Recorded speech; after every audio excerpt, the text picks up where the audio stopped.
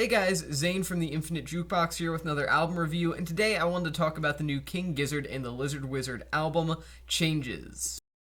Changes is the latest studio album from the Australian psychedelic rock band King Gizzard and the Lizard Wizard, arguably the leading head of the entire psychedelic revival, alongside their Australian peers Tame Impala, or I should say peer, because that's really a one-man project, but nonetheless, King Gizzard and the Lizard Wizard, kind of a big deal, kind of the most successful band of the entire psych revival so far, again, sans Tame Impala.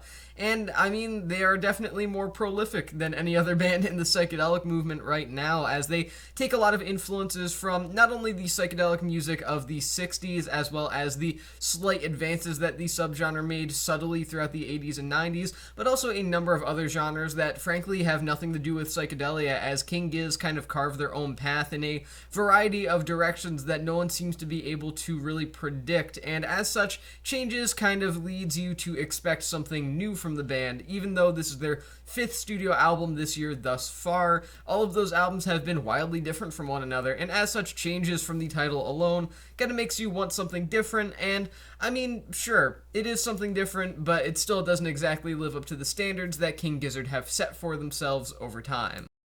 First things first, if you had to confine Changes to a particular genre, you could say that this was psychedelic pop. There are a number of other influences here that kind of makes me want to not really say that, but at the same time, it's the only thing that you could really label this as a sort of singular definition, but nonetheless, it is something that stands out from the other 4 albums in the series of 5 albums that King Giz have done in the year of 2022. I mean, first you have Made in Timeland, a pretty exclusive album that wasn't actually available anywhere until much more recently. That was electronic at best and also kind of questionable at best in my personal opinion. Then you had the absolutely astounding Omnium Gatherum, which is, again in my opinion, their best album to date, one of the best albums of the year by far, and a masterclass in every single genre that they take up on that record, ranging from thrash metal to over-the-top, goofy, self-aware hip-hop. Then after that, we had the album Ice, Death, Planets, etc., as well as Laminated Denim,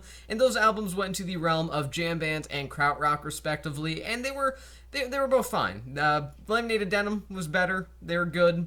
There's really not much to say about them other than that. I mean, there was a lot of hype around them, a lot of people expecting King Giz to do amazing things with this jam band kind of aesthetic, and they just really didn't. It was pretty just solid work across the board, nothing more, nothing less. So it's kind of nice to see them go into the direction of psychedelic pop once again, because they have in the past, but still, at this point, it's nice to see them do it again, because it leads them into a subgenre of music that feels a bit more grounded in terms of composition and performance, and they definitely utilize that aspect of pop music here on Changes. The performances here are all very good and about as tight as you could possibly ask them to be. There's really no qualms I could possibly give with the instrumental work here, or even the compositions themselves. I mean, King Gizzard and the Lizard Wizard have done psychedelic pop in the past, and you can tell if you just listen to Changes. If you had never heard a single King Gizzard album in the past and you heard this album, you would immediately be convinced that they were a psychedelic pop band, not only because it would be the only album you've heard by them, but also because they sound so confident and sure of themselves, and that's because they know what they're doing, they've done it in the past, and they do it well once again on their latest effort.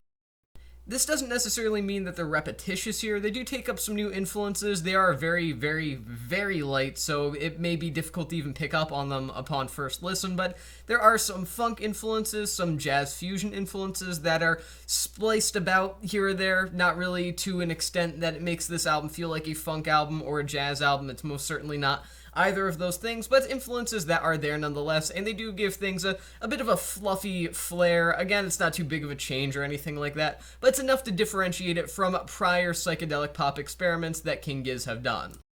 My biggest issue, and in my eyes the biggest flaw with Changes, is just the fact that it's not very adventurous for King Gizzard, and you could definitely argue that that's primarily because of all of the musical ground that the group have covered over time. Again, on Omnium Gatherum alone, they went from thrash metal to hip-hop to psychedelic pop to brooding folk, so take that for what you will.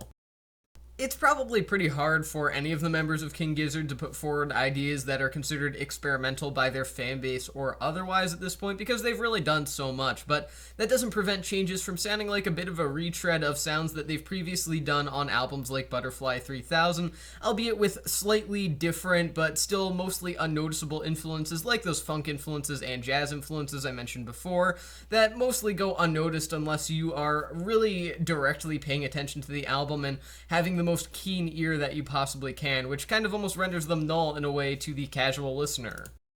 A big issue here is that King Gizzard are also not necessarily the most adventurous in the individual song aspect of the record as well. I mean, you've got songs here like No Body that really could do a lot with themselves, could really explore territory that maybe King Gizzard haven't in the past by really upping those aforementioned influences in the realms of jazz particularly, I would like to see once again, but funk would also be extremely intriguing to hear from the band as well. But they simply don't. They just get an average psychedelic neo-soul-esque kind of vibe here or there, and just run with that for a little bit, and then they just don't really go anywhere else different from that. They just kind of take a basic idea and they stick with it, and I can respect that. But the problem is that some of those basic ideas aren't really all that great. They're simply pretty good, or they're simply just decent. And when you're sticking with your guns for that particular aspect of a song, it doesn't really result in the best song in the world, and that ultimately results in not necessarily the best album in the world, merely in the album that is just kind of good. And that's what Changes is, just a merely good album.